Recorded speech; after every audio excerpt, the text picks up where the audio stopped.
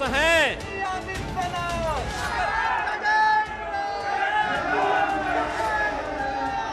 में काबा, यूपी में काबा। 10 मार्च को भारतीय जनता पार्टी ने वो करिश्मा कर दिखाया जो साल 1980 और 1985 में कांग्रेस पार्टी ने किया था।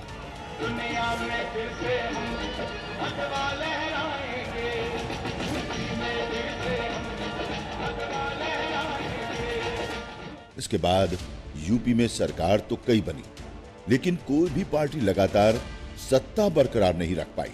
लेकिन बीजेपी ने इस मिथक को तोड़ते हुए 37 साल बाद कांग्रेस के उस इतिहास की भी बराबरी कर ली। बीजेपी यूपी में साल 2017 के बाद फिर से साल 2022 में सत्ता के सिंहासन पर काबिज हो गई। इस विधानसभा चुनाव में कानून व्यवस्था, बुलडोजर, विकास और मुफ्त राशन की डबल डोज बीजेपी की जीत के बड़े कारण बने हैं। सहयोगी दलों के साथ 273 सीट पर जीत दर्ज कर बीजेपी ने विरोधियों को पूरी तरह पस्त कर दिया। चुनाव के नतीजों से पहले ही योगी आदित्यनाथ ने साफ कर दिया था कि विकास की सरकारी योजनाओं के साथ बुलडोजर भी चलता रहेगा। फिर भारतीय जनता पार्टी की सरकार आएगी। हमने लोक कल्याण पत्र संकल्प पत्र पहले ही जारी कर दिया है। एक एक मुद्दे पर सरकार फिर पूरी प्रतिबद्धता के साथ काम करेगी। अपराध और अपराधियों के प्रति जीरो टॉलरेंस, कुछ तो होगा योगी जी जो आपने कहा ना, जी जीरो टॉलरेंस हमने काम किया है, उसी की सेकंड पार्ट कंटिन्यूटी आगे बढ़ेगी। जो लोक कल्याणकारी कार्यक्रम है, गरीब कल्याणकारी कार्यक्रम है, इंफ्रास्ट्रक्चर डेवलपमेंट के कार्यक्रम है, सुरक्षा के बेहतर कार्यक्रम हुए हैं, सेकंड पार्ट इसी का बुलडोजर भी चलता रहे। ये सभी चीजें उसी का बुलडोजर भी चलता एकदम आगे सभी कार्यक्रम आगे बढ़ेंगे। योगी आदित्यनाथ के लिए पूरा प्रदेश ही उनका परिवार है। घर परिवार के साथ गुजारे पुराने वक्त को याद करते हुए उन्होंने कहा था कि उन्हें एक बहन की नहीं बल्कि प्रदेश की सभी बहनों की चिंता है। कि मैं एक परिवार में होता तो एक बहन के हित के लिए कार्य करता, लेकिन आज लाखों बहनों के हितों में के लिए कार्य करने के लिए मुझे अवसर मिल रहा है। उनके जीवन में परिवर्तन लाने का, उनके जीवन में खुशहाली लाने का, स्वावलंबन लाने का एक अवसर हमें प्राप्त हो रहा है। और मुझे लगता है कि स्वावलंबन के मार्ग पर चल कर के जी किसी भी व्यक्ति को आगे बढ़ा देना ये बड़ा कार्य है, और हम लोगों को इस दिशा में आगे बढ़ना चाहिए। आज आपको योगी आदित्यनाथ के जीवन की कुछ ऐसी कहानियां बताते हैं जो जुड़ी हैं उनकी जन्मभूमि से लेकर कर्मभूमि तक।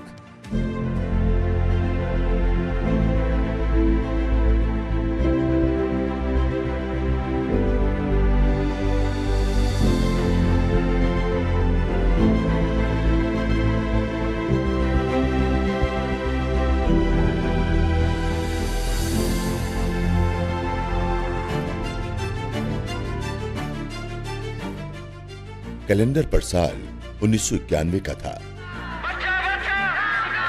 एक और हिंदुत्व की लहर पर सवार बीजेपी की बहुमत वाली सरकार कल्याण सिंह की अगुवाई में लखनऊ से वीपी सिंह की मंडल राजनीति को साध रही थी। दूसरी ओर लखनऊ से करीब 500 किलोमीटर दूर एक छोटे से शहर में 19 साल का नौजवान छात्र राजनीति के जरिए सबसे बड़े सूबे की सियासी भविष्य का बीज बो रहा था। यूनिवर्सिटी में छात्र संघ के चुनाव हो रहे थे और 19 साल का ये नौजवान चुनाव लड़ना चाहता था, लेकिन अखिल भारतीय विद्यार्थी परिषद ने टिकट नहीं दिया। खेलने कूदने की उम्र से ही राजनीतिक रुझान रखने वाले इस युवा ने जिद नहीं छोड़ी, निर्दलीय चुनाव मैदान में कूद पड़ा और वही हुआ जिसका साथियों को अंदेशा था। लेकिन जिंदगी की इस पहली चुनावी हार ने एक ऐसे योद्धा को जन्म दिया जो आज भी राजनीति में अजेय है। कहानी है सियासत के एक योगी की, वो योगी जो सनातनी परंपरा पर आगे बढ़ते हुए दुनिया के बंधन, मोह और माया को त्याग कर संन्यास ले लेता है, वो भी महज 22 साल की उम्र में। वो संन्यास की दीक्षा लेता है और खुद को समाज के लिए समर्पित कर देता है। इसके बाद उसे मिलती है सत्ता की ऊंची कुर्सी, यानी पहले सन्यास में खुद को भुला देने की साधना, इसके बाद मंजिल तय होती है सियासत के सफर को पा लेने। यहीं से शुरू होती है पंचूर के अजय सिंह बिष्ट के गोरक्ष पीठाधीश्वर योगी आदित्यनाथ बनने की कहानी।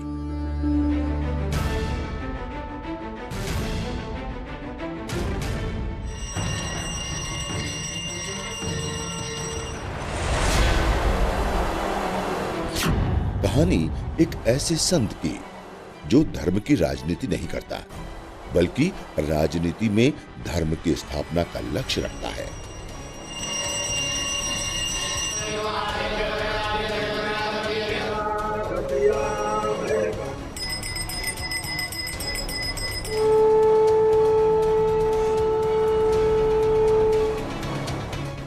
मैं आदित्यनाथ योगी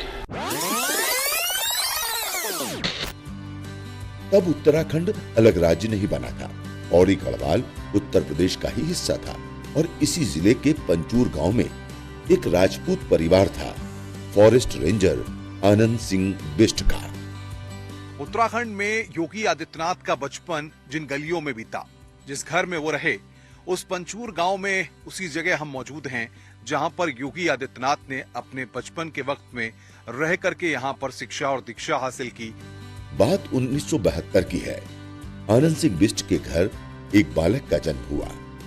पिता आनंद सिंह बिष्ट और मां सावित्री देवी ने नाम दिया अजय सिंह बिष्ट। 7 भाई बहनों के परिवार में अजय 5वें नंबर पर हैं। लेकिन शुरू से ही अजय का बड़ी बहन से विशेष स्नेह रहा। योगी आदित्यनाथ के गांव पंचूर में इस वक्त हम मौजूद हैं और उनके ताऊजी के लड़के बचन सिंह बिष्ट साहब हमारे साथ हैं। इन्हीं गलियों में, इन्हीं जगहों पर योगी आदित्यनाथ का बचपन आपके साथ बीता है। किस तरीके से योगी आदित्यनाथ बचपन में थे? आप उनके ताऊजी के लड़के हैं, आपसे छोटे हैं, वो छोटे हैं। बचपन में कैसा रहा? आप लोग साथ जाया करते थे स्कूल? नहीं, हम दूसरे स्कूल में पढ़ते थे, वो दूसरे स्कूल में पढ़ते थे। अब घर में काम है तो गायों को घास भी डालना है, साफ सफाई भी करनी है घर की, तो घर में तो बहुत काम हो जाते हैं। जब आदमी रहता है घर में तो सब काम, पढ़ाई भी करनी है, घर के काम भी करने हैं। मतलब अंदर से बचपन से ही एक इच्छा शक्ति थी कि मुझे करना है। हाँ, करना है। ये ठाना हुआ था उन्होंने? ये ठाना हुआ था। मां सावित्री देवी से अक्षर ज्ञान सीखने वाले अजय की शुरुआती पढ़ाई गांव के पास के ही स्कूल से हुई।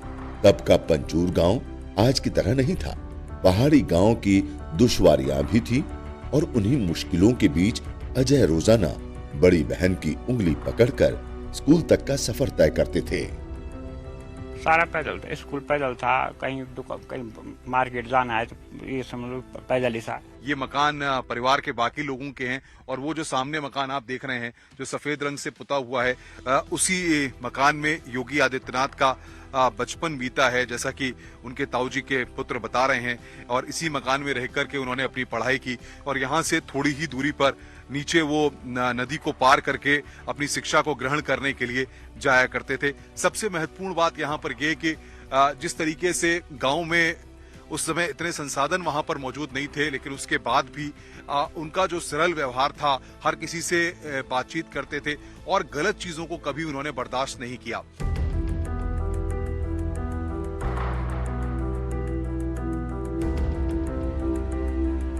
लेकिन दूसरे बच्चों की तरह अजय का झुकाव पढ़ाई के साथ खेलकूद की तरफ भी था।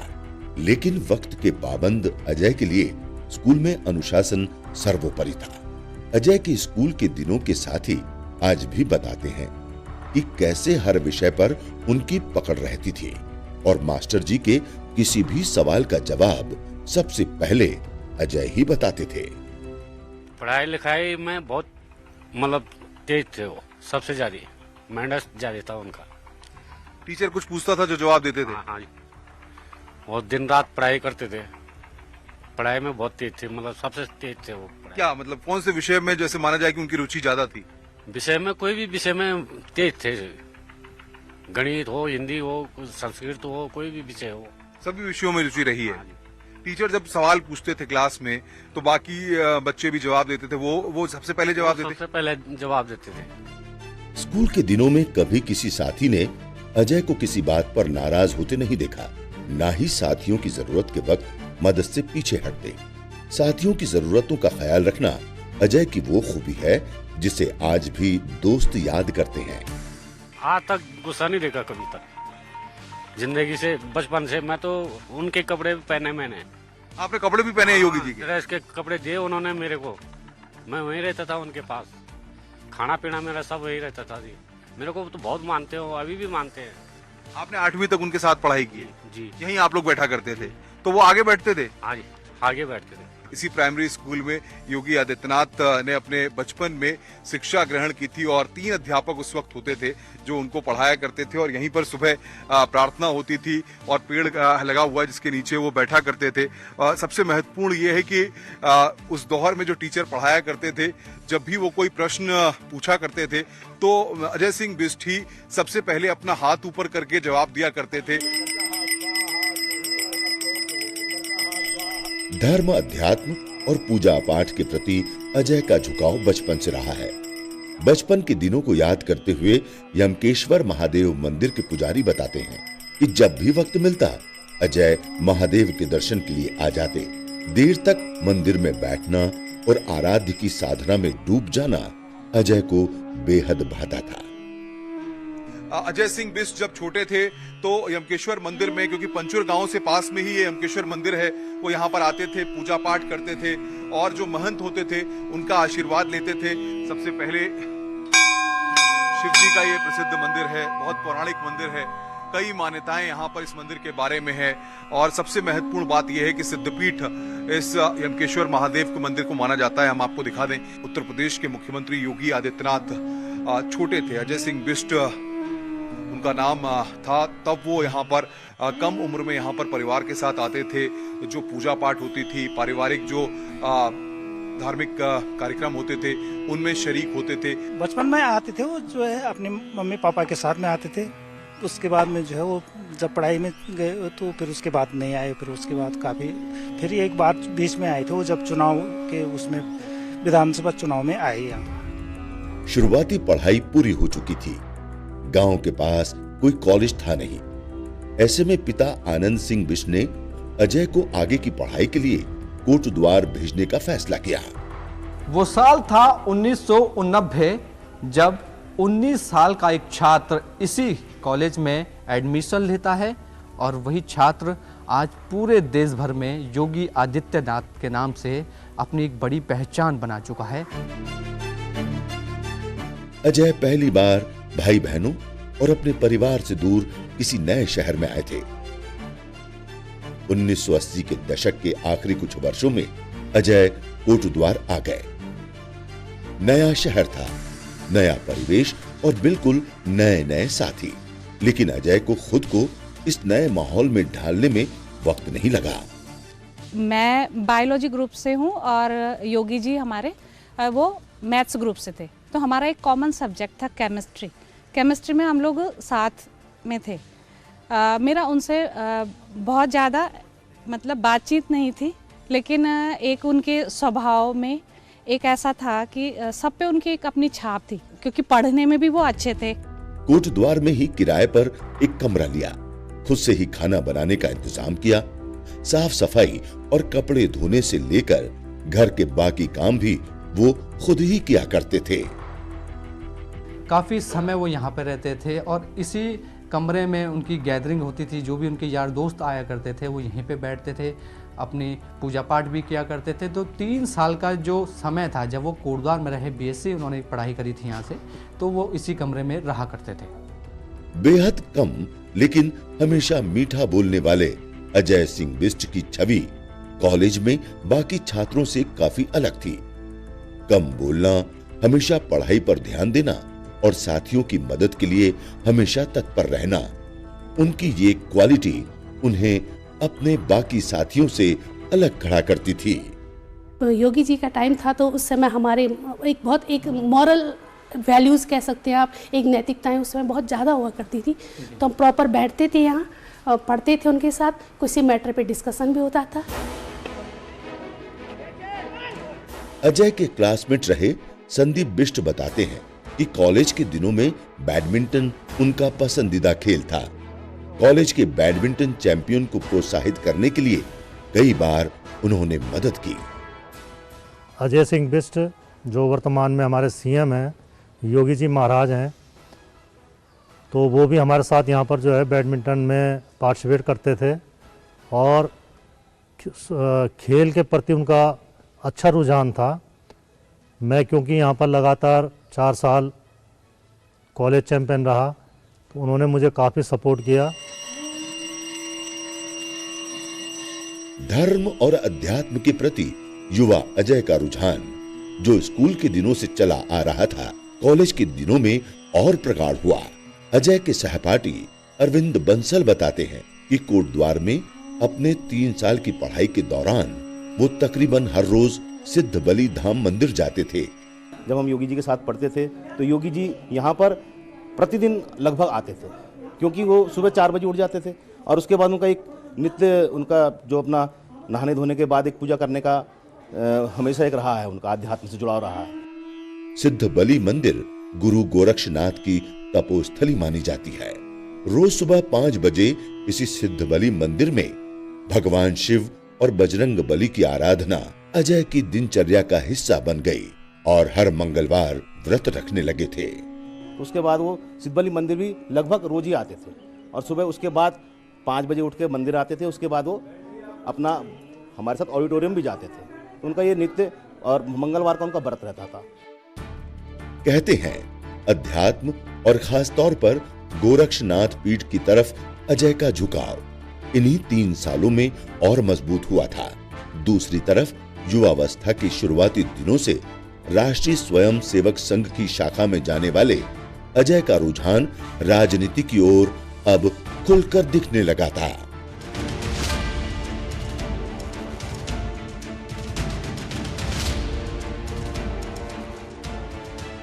कॉलेज में छात्र संघ के चुनाव होने वाले थे। अजय चाहते थे कि अखिल भारतीय विद्यार्थी परिषद उन्हें टिकट दे और चुनाव में उतारे, लेकिन एबीवीपी ने टिकट नहीं दिया।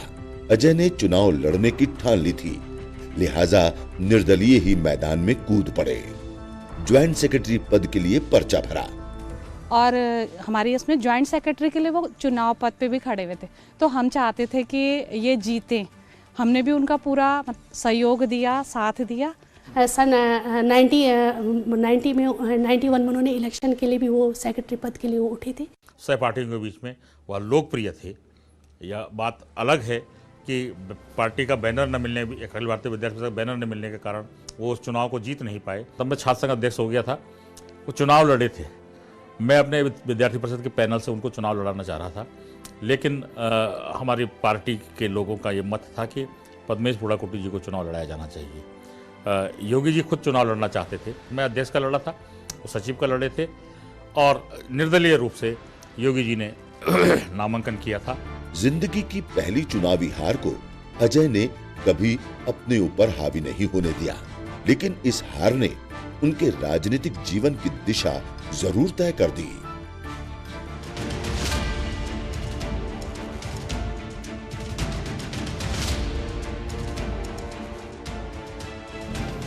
उन्हीं दिनों एक और घटना हुई। अजय के कमरे में चोरी हो गई।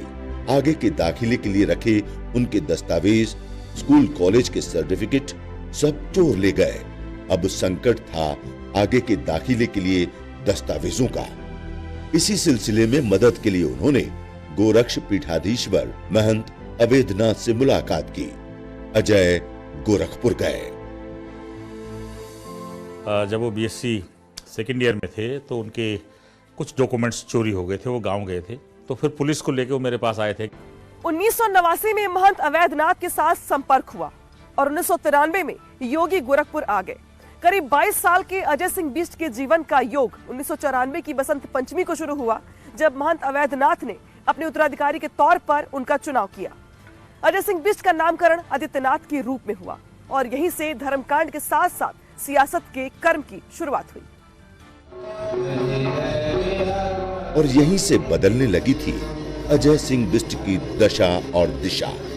महंत अवेद्यनाथ से पहली मुलाकात के बाद गोरखपुर और अजय सिंह बिष्ट का रिश्ता ऐसा जुड़ा जिसने उन्हें एक नई पहचान दी। एक नया नाम दिया, योगी आदित्यनाथ।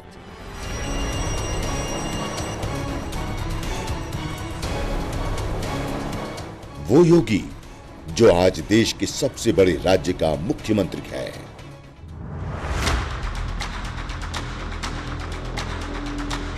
खुश हैं।